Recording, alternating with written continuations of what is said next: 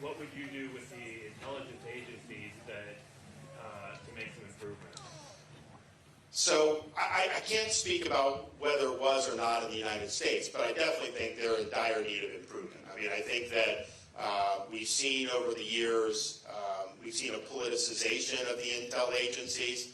We've seen them take their eye off the ball. When I was in the Congress, I served 3 terms as a U.S. congressman. I've recovered from that experience entirely and never drank the Kool-Aid. But I was kind of the leading agitator to move America's embassy in Israel from Tel Aviv to Jerusalem.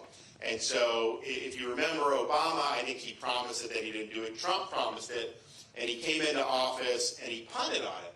And so when he punted, I'm like, all right, we're going to start ginning up some static on this. So I actually traveled. I went to Israel because I was the national security. I ran the National Security Committee, and I had oversight over State Department. So I went out there. So I met in the embassy and then in Tel Aviv, CIA state, like probably 20 people around the room.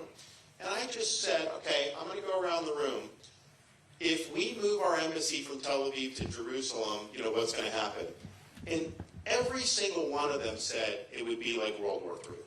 I mean, every single one of them said it would be a disaster, you can't do it, all this other stuff. Well, eventually, we moved the embassy, and what happened? Nothing.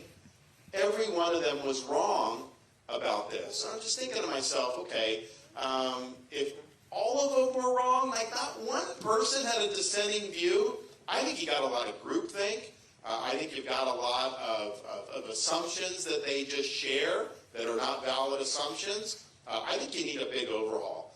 And so we'll go big there, and it needs to be done. Yes? Governor.